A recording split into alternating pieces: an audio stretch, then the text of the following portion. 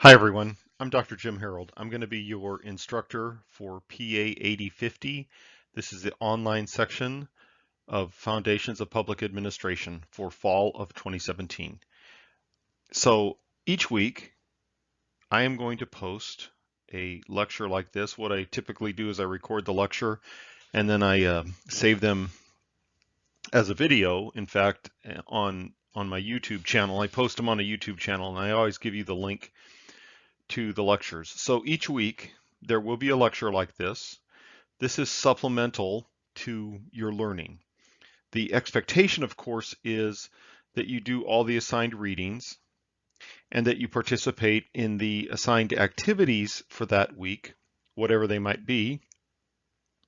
And I typically will hit some highlights that I want to emphasize. So the lecture itself is not a full-blown recap of the reading. It is a supplement to what you are doing on your own to enhance your learning. So let me get into week one. And this week I'm going to talk about an overview of the course. For those of you who attend the orientation on Friday, I might get a chance to talk a little bit about this stuff, but I don't think I'll get as much of an opportunity. So this lecture will last probably 20 to 30 minutes, which will be the norm for these lectures each week. So just be expecting that each and every week. Okay, so what are we doing here? First thing, this is an online class. Most of you aren't going to see each other face to face. I think a lot of you are in the Omaha area, and you're going to experience both online sections of classes and face-to-face sections, which is great. But a lot of you are distance, which is also great. And the point is that a lot of you won't see each other face-to-face. But a lot of you are going to be more or less in a cohort together, and you'll see each other virtually or in person in various classes. So this is really the appropriate time to start getting to know each other. I posted my introduction already, and I'd appreciate if you do the same. And because all of you are seeking to enhance your professionalism, this is just another opportunity to network. You know, just like those LinkedIn networking events that they want you to pay $15 to go to. I never go to those. Anyway, let me move on past that. Okay, so hold this thought for just a second, but this is a big picture question. And really, this is a big picture question that you're going to be answering the entire time that you are in this Master of Public Administration program or Master of Urban Studies or the certificate program or whatever particular program you happen to be in. I summarize them all as MPA. There's a little bit of bias in that, but I mean no offense when I do that. But what do we mean by public administration?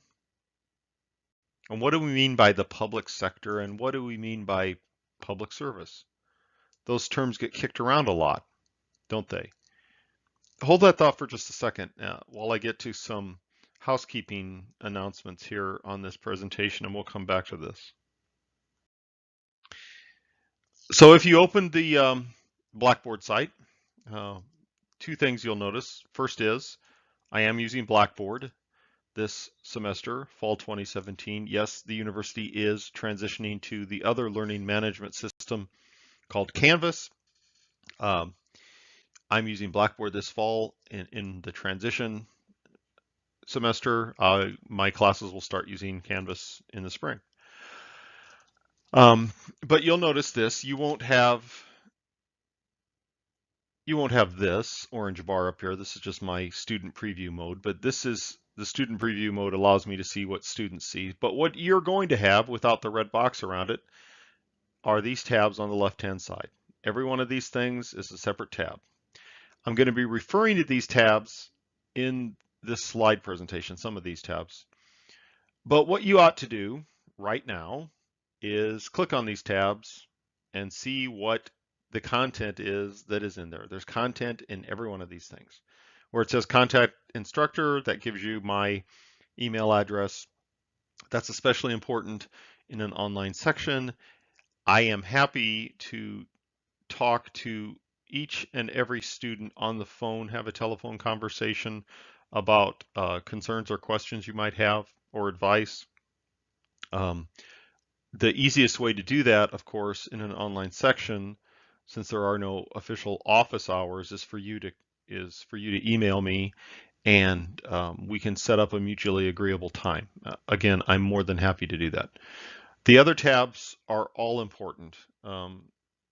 Because this is a university and you do get graded on your efforts, this tab down here called My Grades actually is a good one because that keeps track of your running point total through the course. So you should be referring to that every week to know where you're at. But the primary tabs really are, for right now, the syllabus and important information. I'm going to refer to that tab. Every week, you ought to be looking at this tab, the weekly readings and lectures. That's where, in fact, you find this lecture. The weekly discussion board, you'll look at that every week. It says discussion board and exercises. So the point is there is not a discussion board every week. There is a discussion board in the majority of weeks, but there are other things that are graded as well. And what I want to let you know is there is a graded activity each and every week. So there's something that is going to require you to engage with me and with the rest of the class every single week, something graded. And then this says assignments related to the scholarly book review. I'm going to get to that assignment in a second, but that is your term project. So click on that. There's a series of assignments that are related to that, and so you need to go there and look at this. This one actually I will populate as we go along. That actually contains links to some professional organizations in public administration, and I will keep adding more as we go along, just because it's important for you to know that we do have professional organizations in public administration, and you should consider joining them, one or more of them. So that's what you're going to look at when Blackboard first pops up, the announcement sections, and then you can navigate to the other sections from there. Okay, so what's the purpose of this course? This is in the syllabus, and the syllabus again is located on the Blackboard tab at Syllabus and Important Information. But the purpose of this course is threefold. My goal is to start to provide you a theoretical foundation for understanding events affecting public administration, to make you aware of the nature and the development of the field, and to give you a conceptual framework within which to examine your role as a public servant. So what does all that mean? What you're going to learn, what you're going to find out in this intro course, Foundations, is that public administration has been evolving for a long time. Just for convenience, we really talk about American public administration. But the fact of the matter is, public administration and organizing to carry out the goals of governments has been around for thousands of years, since people started organizing. The ancient Persians were excellent organizers. The Mayan were excellent organizers. The Chinese were excellent organizers. All of these cultures built organizations and what we would call bureaucracies to organize how governance would happen in these empires or democracies or various other forms of government that humans have come up with. But our focus is on American public administration. And so even American public administration has evolved a lot over the past 240 years. And so we're going to learn a little bit about that evolution. And then really what I really want to do is ground everybody with a conceptual framework that's going to help you practically in the rest of your coursework.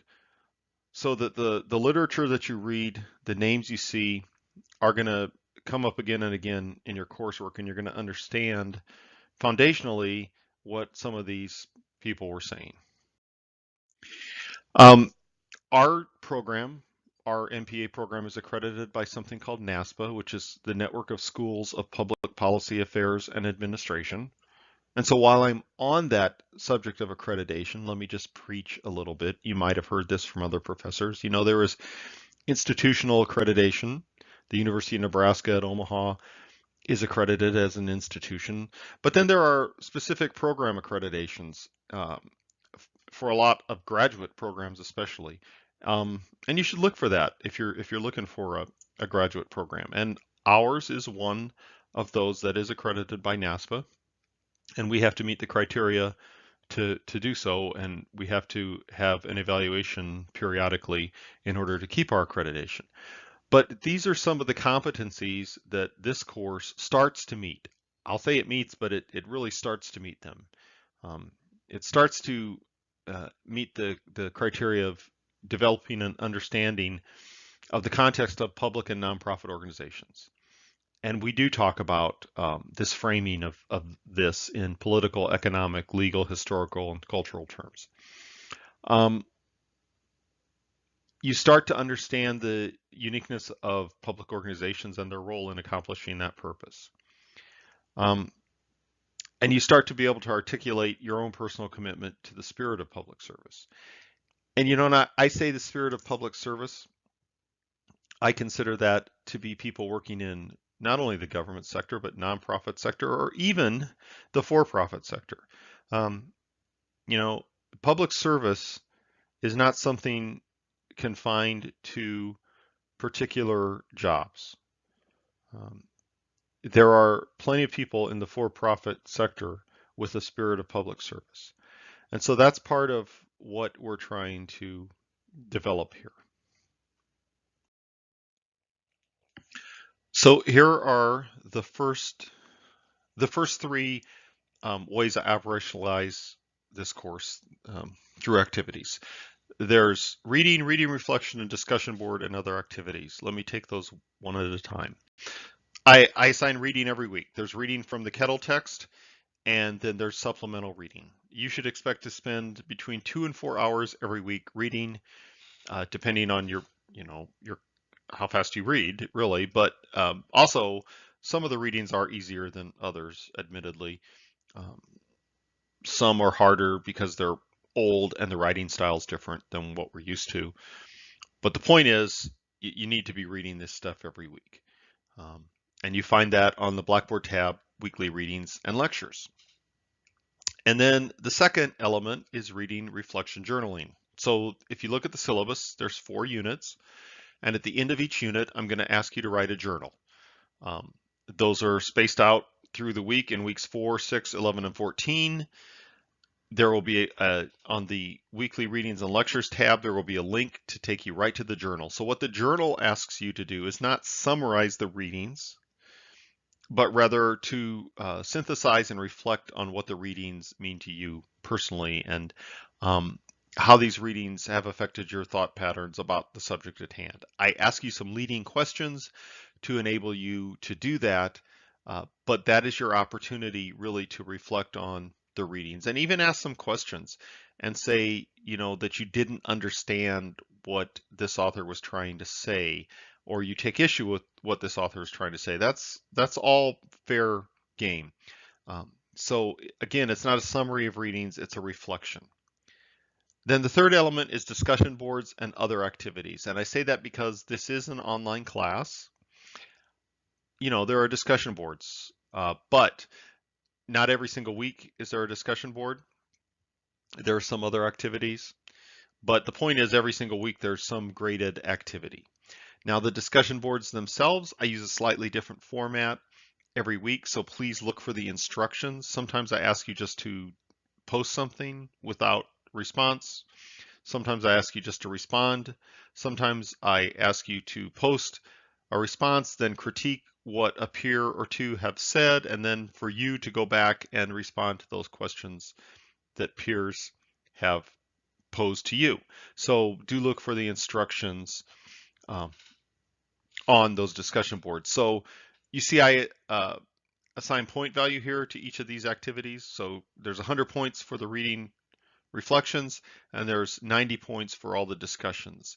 And that'll lead to the next slide where I describe the term project.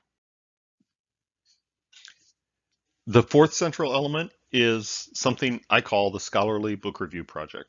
You're wondering what that is. Now, this is your foundational course here, and you should get used to having some project or some report due with every course that you're involved in. This one, what I'm asking you to do is a book review, which is not a book report. A book report is, as in high school, I read Julius Caesar. Julius Caesar was killed by Brutus, and that was the end. It's not a summary of the book. Rather, it's a scholarly review. And what I mean by that is that you seek to understand and apply the arguments the author is making. This is going to require you to use about 5 to 10 additional sources that assist in your analysis of the author's work. So here's the point. The author had some thesis or arguments to make, and those arguments are related to some of the literature that we've reviewed in the course itself. And many of these books have been greatly influential, and so you're going to be able to find a lot about not only the arguments that the author is making, but the author herself or himself. And so the point of this is to allow you to look at one piece of literature from public administration and relate it to the things that we've talked about in the course. Now, what are these books? There's a book list at the end of the syllabus, and I'd like you to use those books. It is possible to use a different book, but you need to talk to me about that. So I will entertain that. The books themselves are in the UNO library, or they're ebooks in the UNO library. For those of you who are distance students, I have spoken to the librarians, and they assure me you should be able to borrow these on interlibrary loan. I would also tell you that most of these books are going to be found in a local university library or a local public library. Some of them you might even want to consider buying, but that's up to you. So what you see here at the bottom of this page is I break this whole project up into 4 parts, each with a point value. There's a proposal for what book you want to use, due in about a month. Then there's an update in the middle of October. And then there's something I call an extended abstract, which really is at the end of the term, I'm going to ask you to write an abstract of the book, which really summarizes these ideas that you're putting in your paper in about a 2 or 3 page format, and then post that on the discussion board for the rest of the class to see, so that they get the benefit of the literature that you read.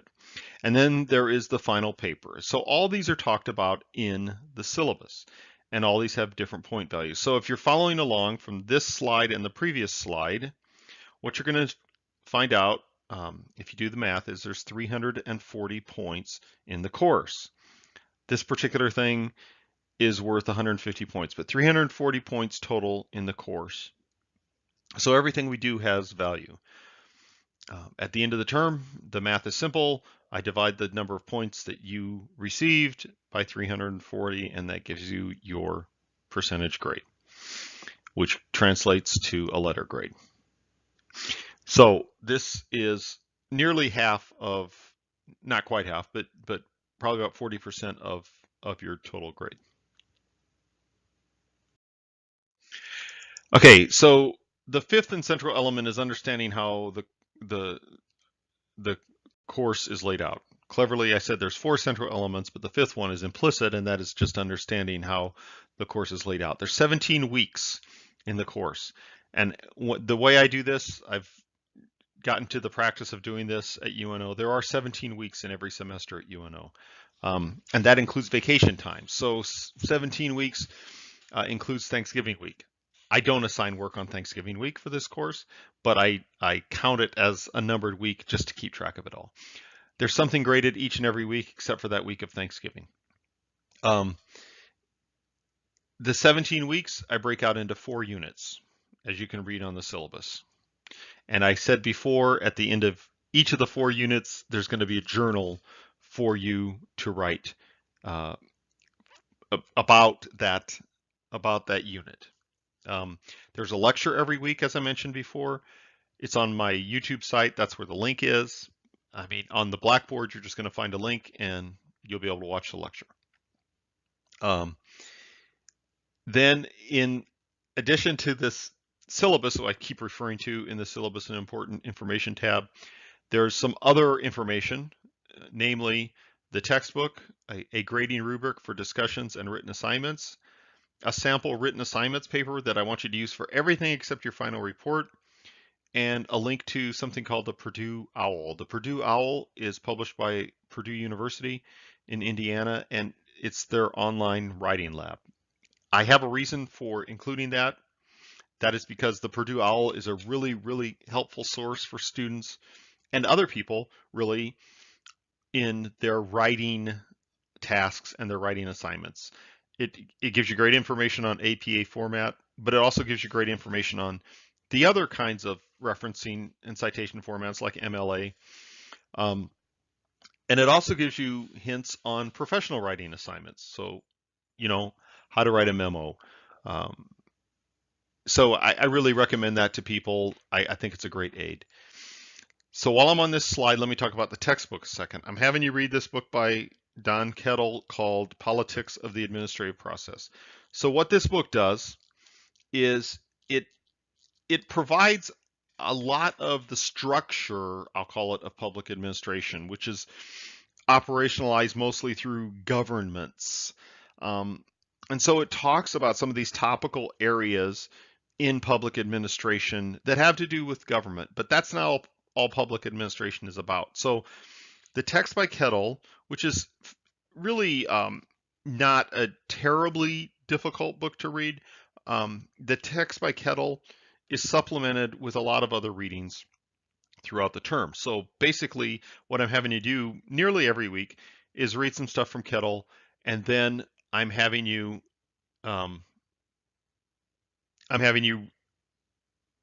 integrate that with some other readings. Okay, so I talked about the grading rubric. There's 2 examples of rubrics here, but these are on the syllabus and important information tab. There's a grading rubric for written work, and there's a grading rubric for discussion boards. And I'm just showing them here because I want you to get into that tab, and I want you to look at these. Use these when you write, and use these when you discuss, because this is what I try to use when I apply grades. So it's important, you know, if you think, well, what's he grading me based on? This is what I'm grading you based on. I mean, right here.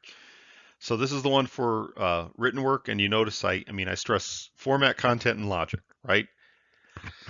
Excuse me again, I do have a little bit of a cold. You know, some students have said, well, what difference does it make, you know, if I spell incorrectly as long as the substance is good? Well, I will just tell you the substance can't be good if it's full of spelling errors. You judge people's writing that way, and so do I. I mean, if you see advertising copy and they misspell a word, you're gonna probably think that company doesn't know what they're doing. So there's the rubric for written. Here's the one for the discussion board. Now, let me just dwell on discussion boards for a second. This is a graduate level class. So almost every discussion board, you're going to be asked to provide a question or a critique to a classmate, and on a lot of the discussion boards, you're going to ask to respond to that question or critique. Okay, so when I say critique, I don't mean to say you suck isn't a critique. What part of what we're trying to emphasize is that there does need to be discourse in our society. And discourse is not name calling.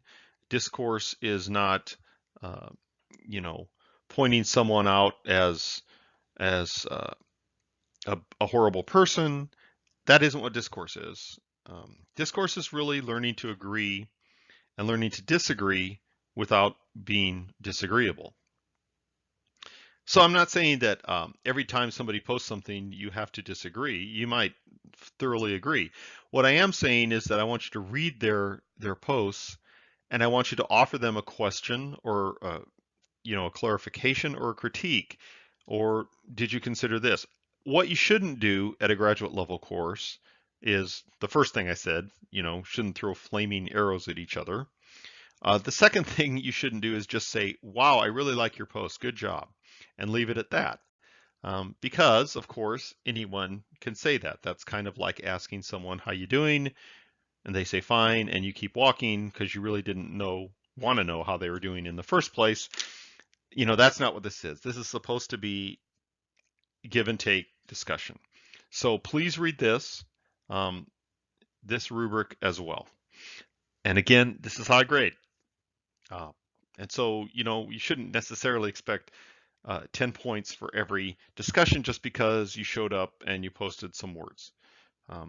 Your discussions should be relating to the reading. They should be thoughtful, and they should be coherent. So please do read these rubrics.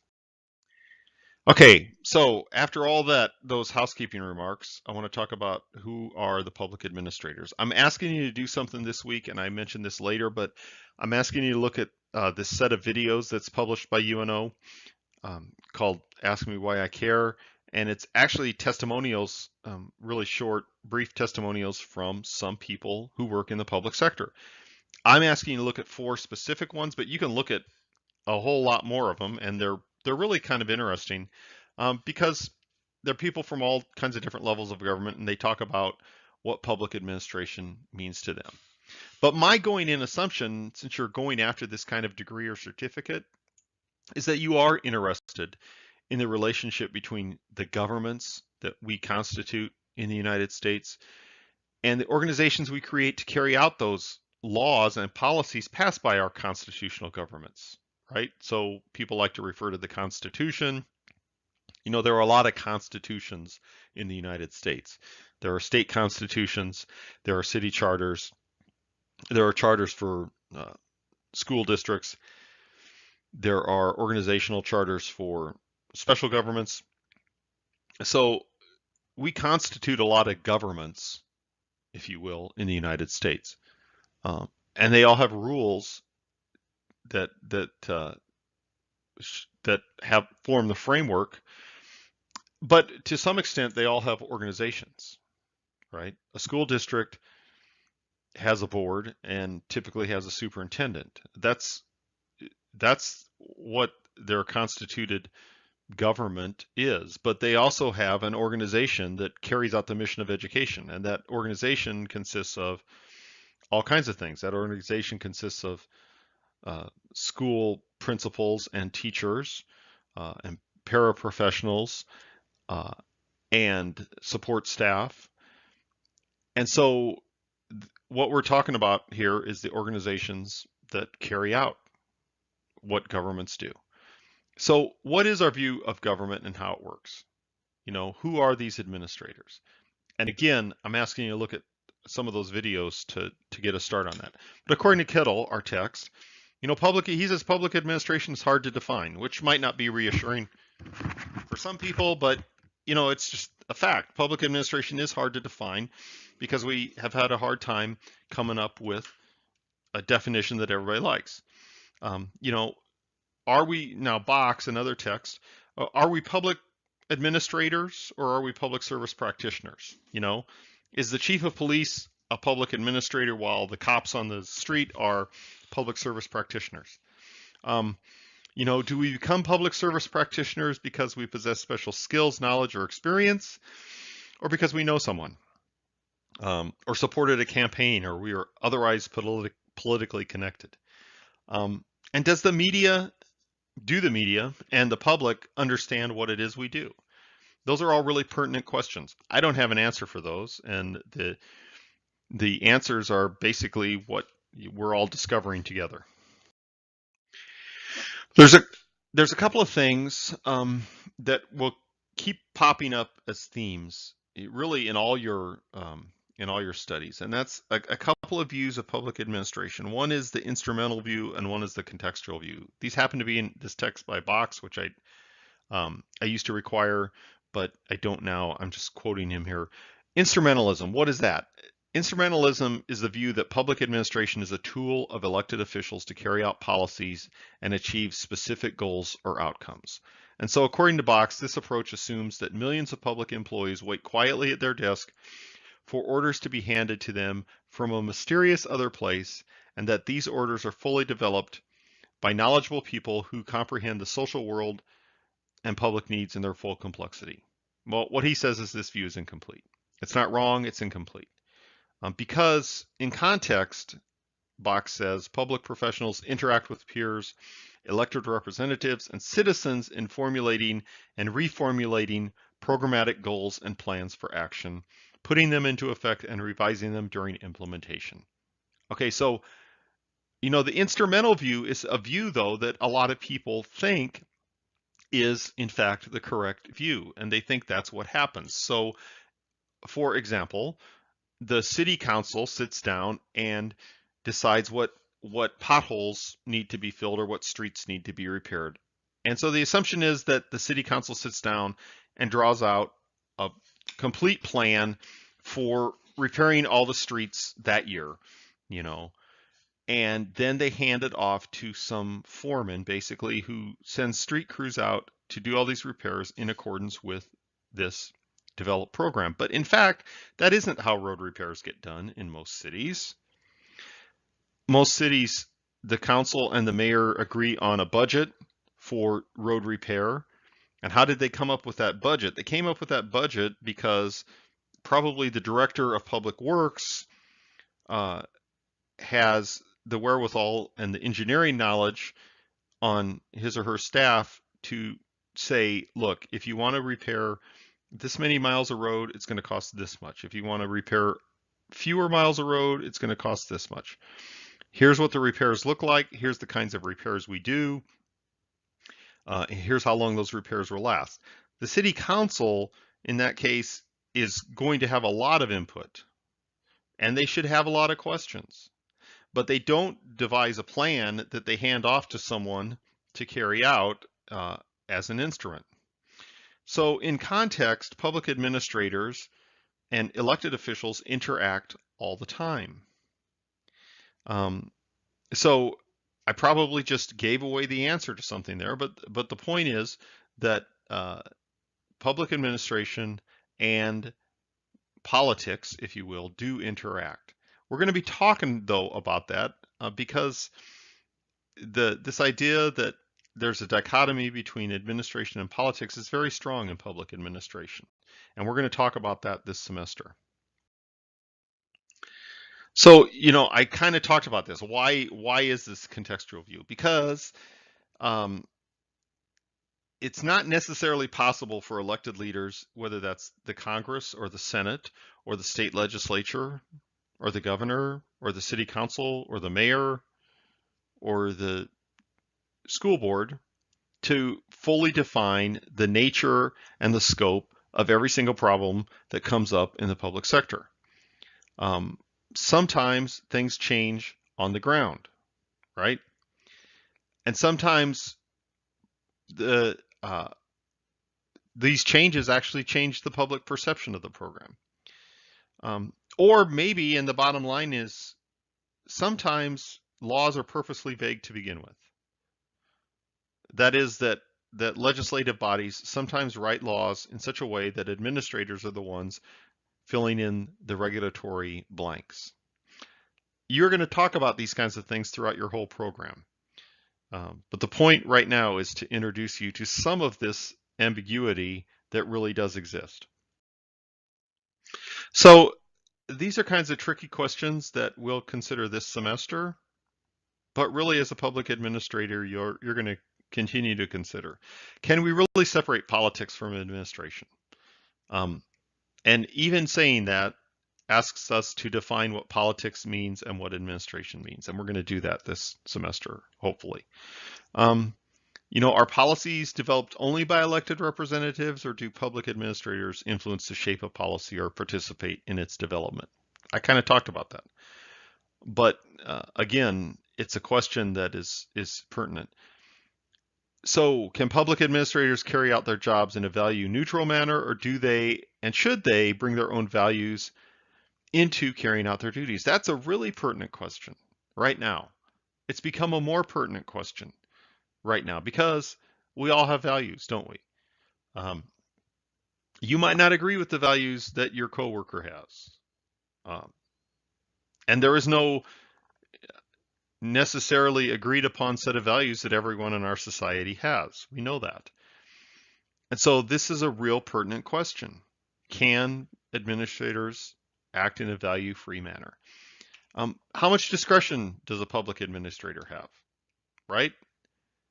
I talked about road repair. How much discretion does the foreman of a crew have in repairing potholes? Literally, a simplistic example like that. But there are more complicated examples.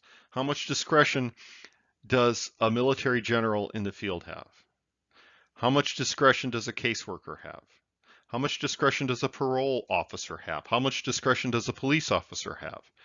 Discretion is a very big issue in public administration, and one we're going to explore. And really, who are these public service practitioners anyway? And I only throw that in to hint at what we're going to talk about later on, and that is networking.